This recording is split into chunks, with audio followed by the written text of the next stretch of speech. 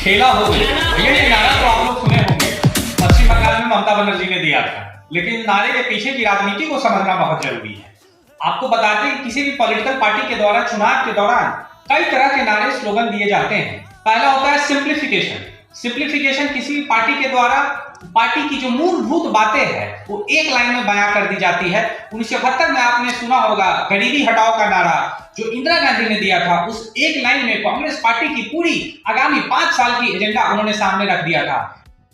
दूसरा, identity building. Identity building की जो नारे होती है वो किसी भी पॉलिटिकल पार्टी के किसी मुख्य लीडर के द्वारा दिया जाता है, जिससे उसका ओरिजिनल इमेज उस नारे से निकल के आता। उदाहरण के तौर पर 1965 में लाल बहादुर शास्त्री के द्वारा जय जवान जय किसान का नारा दिया गया था। इससे लाल बहादुर शास्त्री जी किसानों के बहुत बड़े मसीहा बन के उभरे थे। तीसरा, सेलिंग होप। 2014 में माननीय प्रधानमंत्री जी नरेंद्र मोदी जी ने नारा दिया था, अच्छे दिन आने वाले हैं। इस तरह के नारा से आने वाले समय में जो आप कुछ बेहतर कार्य करने के लिए जो आपका प्रयास है या जनता को लेकर आपकी सोच है वो आप सामने रखते हैं।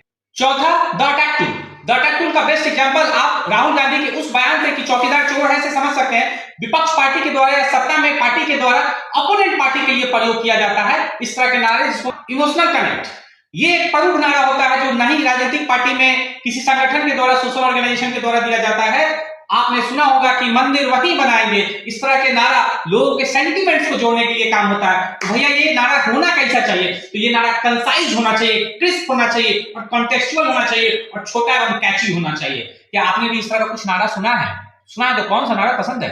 कमेंट कीजिए।